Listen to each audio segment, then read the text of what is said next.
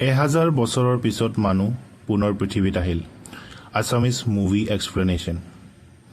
নমস্কাৰ বন্ধুসকল, আজিৰ এই ভয়ংকৰ সায়েন্স ফিকশন সাৰ্ভাইভেল কাহিনীত আমি দেখিম 1000 বছৰৰ পিছত মানুহ পুনৰ পৃথিৱীলৈ ঘূৰি আহে, কিন্তু এতিয়ালৈকে পৃথিৱী সম্পূৰ্ণ সলনি হৈ গৈছে। ইয়াত এতিয়া মানুহৰ কোনো ৰাজত্ব নাই, আছে কেৱল ভয়ংকৰ জীৱ, মৃত্যুৰ আতংক আৰু জীয়াই থকাৰ যুদ্ধ। তেন্তে বেছি সময় নষ্ট নকৰি আৰম্ভ কৰোঁ আজিৰ কাহিনী। 1000 বছৰ আগতে পৃথিৱী এখন সেউজীয়া আৰু জীৱন্ত গ্ৰহ আছিল, কিন্তু মানুহৰ লোভে লাহে লাহে পৃথিৱীক ধ্বংস কৰি পেলালে। গ্ল'বেল ৱাৰ্মিং ইমান বৃদ্ধি পাইছিল যে পৃথিৱীত বাচি থকাটো অসম্ভৱ হৈ পৰিছিল। শেষত মানুহে সিদ্ধান্ত লয় পৃথিৱী এৰি নতুন গ্ৰহলৈ যোৱাৰ। ইয়াৰ পিছত বিশ্বৰ সকলো চৰকাৰে মিলি ইউনাইটেড ৰেঞ্জাৰ ক্ৰপছ URC নামৰ এটা সংগঠন গঠন কৰে। তেওঁলোকৰ লক্ষ্য আছিল মানুহক নতুন বাসযোগ্য গ্ৰহ নভা প্ৰাইমলৈ স্থানান্তৰ কৰা। নভা প্ৰাইম তাত গৈ মানুহৰ সমস্যা শেষ নহ'ল। তাত তেওঁলোকে মুখামুখি হৈছিল ভয়ংকৰ এলিয়েন জীৱ উৰ্চাৰ সৈতে। এই জীৱবোৰ মানুহক চকুৰে দেখা নাপায়, কিন্তু মানুহৰ ভয় অনুভৱ কৰিব পাৰে। এই ভয়ংকৰ সময়তেই এজন কিংবদন্তি যোদ্ধাৰ জন্ম হয়, কামাণ্ডাৰ চাইফাৰ ৰেইগে। কোৱা হৈছিল চাইফাৰ নিজৰ ভয় সম্পূৰ্ণ নিয়ন্ত্ৰণ কৰিব পাৰিছিল, সেইকাৰণে উৰ্চাইও তেওঁক অনুভৱ কৰিব নোৱাৰিছিল। বৰ্তমান সময়ত কাহিনী আৰম্ভ হয় চাইফাৰৰ পুত্ৰ কিটাই ৰেইগেক লৈ। কিটাইৰ সপোন আছিল নিজৰ পিতৃৰ দৰে এজন ৰেঞ্জাৰ হোৱাৰ, কিন্তু ট্ৰেইনিং টেষ্টত তেওঁ সফল হ'ব নোৱাৰিলে। ইয়াৰ পিছত মানসিকভাৱে ভাগি পৰিছিল কিটাই। আচলতে কিটাইক আজিও নিজৰ ভগ্নীৰ মৃত্যুৰ বাবে নিজকে দোষী বুলি ভাবে, আৰু সি ভাবে যে তেওঁৰ পিতৃয়েও তেওঁক ভাল নাপায়। চাইফাৰৰ পত্নী অৰ্থাৎ কিটাইৰ মাকে চাইফাৰক বুজাইছিল যে কিটাই দুৰ্বল নহয়, সি ভিতৰৰ ভয়ৰ সৈতে যুদ্ধ কৰি আছে।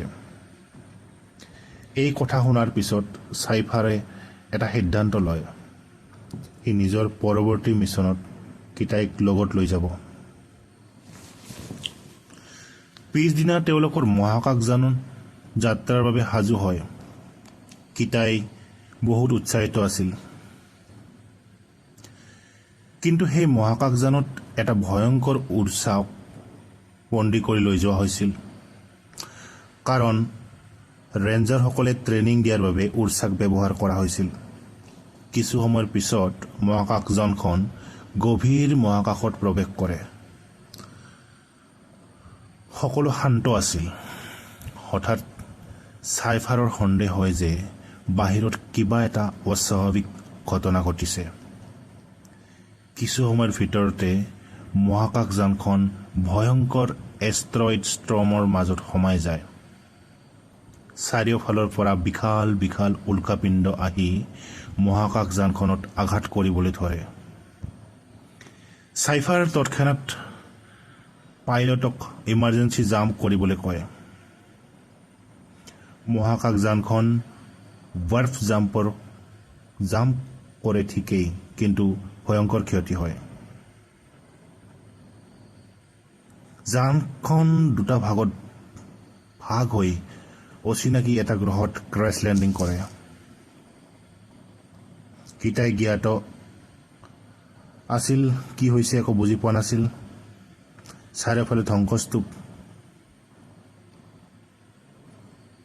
নিজৰ পিতৃক বিচাৰি শেখ চাইফাৰক লগ পায়। কিন্তু চাইফাৰ ভয়ংকৰভাৱে আঘাতপ্ৰাপ্ত হৈছিল। দুটা ভৰি ভাঙি গৈছিল। সেই সময়তে চাইফাৰে এটা ভয়ংকৰ সত্য প্ৰকাশ কৰে। এই অচিনাকি গ্ৰহটো আচলতে কোনো বেলেগ গ্ৰহ নহয়, এইটো আছিল পৃথিৱী। মানুহে এই পৃথিৱী এৰি যোৱাৰ 1000 বছৰ পিছৰ পৃথিৱী। এতিয়া ইয়াত এনে ভয়ংকৰ জীৱৰ বাস। প্ৰকৃতিয়ে পৃথিৱীক পুনৰ নিজৰ দখলত লৈছে। চাইফাৰে কয় যে মহাকাশযানখনৰ পিছফালে এটা ইমাৰ্জেঞ্চি বেকন আছে। সেইটো সক্ৰিয় কৰিব পাৰিলেহে ৰেস্কিউ টীম আহিব পাৰিব। কিন্তু বেকনটো বহুত দূৰত পৰি আছিল আৰু চাইফাৰে নিজে যাব পৰা নাছিল। সেয়ে এতিয়া এই দায়িত্ব কিটাইৰ ওপৰত পৰে। চাইফাৰে তাক অক্সিজেন ইনহেলাৰ, ৱেপন আৰু ছাৰ্ভাইভেল ছুইট দিয়ে। তাৰ পিছত আৰম্ভ হয় কিটাইৰ জীৱনৰ আটাইতকৈ ভয়ংকৰ যাত্ৰা। জংঘলৰ মাজে মাজে আগবাঢ়ি যোৱাৰ সময়ত সি অনুভৱ কৰে পৃথিৱীৰ গ্ৰেভিটি নভা প্ৰাইমতকৈ বহুত বেছি। প্ৰথমতে সকলো শান্ত লাগিছিল, সেউজীয়া বন, বিশুদ্ধ বতাহ আৰু প্ৰকৃতি। কিন্তু এই শান্তিৰ ভিতৰত লুকাই আছিল মৃত্যু। কিছু সময়ৰ পিছত ভয়ংকৰ বান্দৰৰ দল এটাই কিটাইক আক্ৰমণ কৰে। সি জীৱন বচাবলৈ নদী পাৰ হৈ পলায়ন কৰে। পিছত এটা বিষাক্ত জোকে তাৰ ভৰিত বিষ সুমুৱাই দিয়ে।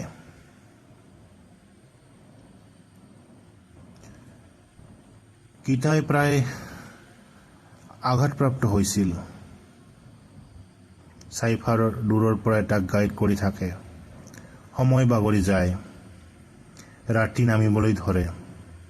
পৃথিৱীৰ তাপমাত্ৰা ভয়ংকৰভাৱে কমিবলৈ আৰম্ভ কৰে। এই গ্ৰহত ৰাতি মানে মৃত্যু। কিটাই বহুত কষ্টৰে এটা গৰম ঠাই বিচাৰি পায়। কিন্তু তাৰ সমস্যাৰ শেষ হোৱা নাছিল, কাৰণ ক্ৰেছ হোৱা মহাকাশযানখনৰ ভিতৰত থকা উৰ্চাটোৱে এতিয়াও জীয়াই আছে আৰু সি এতিয়া মুক্ত।